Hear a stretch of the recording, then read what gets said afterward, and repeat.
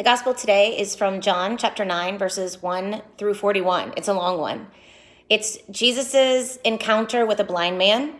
The disciples are with Jesus. They see the blind man, and they ask this question of if it was the blind man's sin that caused him to be blind, or if it was the sin of his parents. And Jesus answers with such a beautiful statement. And he says, "It is so that the works of God might be made visible through him."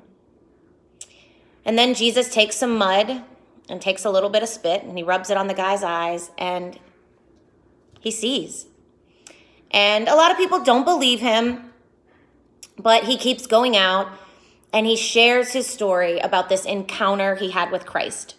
And many people come to believe because of this man and the story of his encounter with Christ.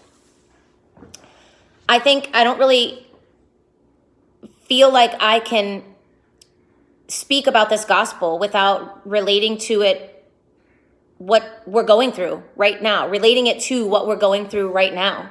I've had questions from so many people, even my own son. Why would God do this? Why would he allow this to happen? And I think that statement that Jesus says about the blind man, it is so that the works of God might be made visible through him, fits perfectly.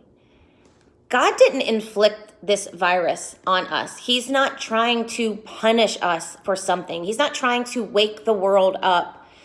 But what he can do is become very visible through those of us who are choosing not to be spiritually blind through this quarantine that we're in.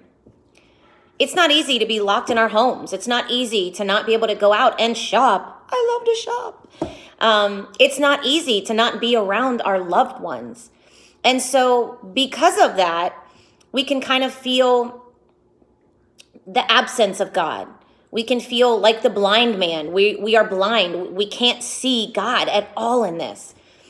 But I think what this Sunday's gospel and what this entire unprecedented time in our lives calls us to do is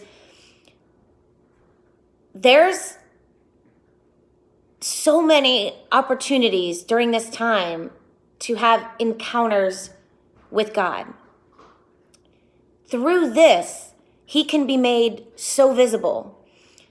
One of the encounters I've already had is being able to sit around the table the other night with my mother, my sister, my brother-in-law, my two nieces, my husband and my son, and we all prayed the rosary with the Kozak family together. I've never done that with my sister and my nieces and my extended family. It was beautiful. That was an encounter with God. I was able to see him working in this. That would have never happened if our lives were just going on as normal. Another thing I thought about is, so many of us are aching for our senior students, our kids that are seniors. They're missing so much. But what a gift to us senior parents right now. They can't leave the house. A lot of the seniors, the parents of the seniors that I know, the one thing I always hear is, "Oh, my kid is never home. I'm not even going to notice they went to college because they're never home." And so we have an opportunity to be with them. And they can't leave. So what a gift to us as parents that we get kind of this extra time with our kids. And even if you don't have a senior parent, your kids are so busy and they have so many things going on. And the amount of time that we get to spend as a family has just decreased over the years. And so this is an awesome opportunity to be together.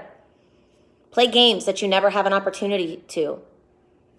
Eat dinner together around the table, which is so seldom done in many homes. So just like the blind man had an encounter and his eyes were opened, maybe that's what this quarantine can do for us. Allow yourself to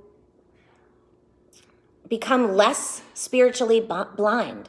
Look for those moments where you can encounter God in this quarantine, and know that maybe this is all going on because the works of God can be made visible through all of this. I believe that wholeheartedly, and every single day I'm looking for that. Where is he making himself visible? To me, to my family, to my students.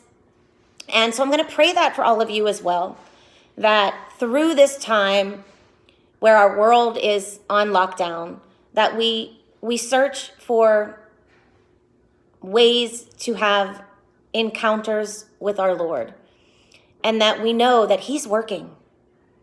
He's going to work through all of this. He is working. We just have to open our eyes and be willing to see it. Praying for all of you. Stay safe and wash your hands. Have a great week.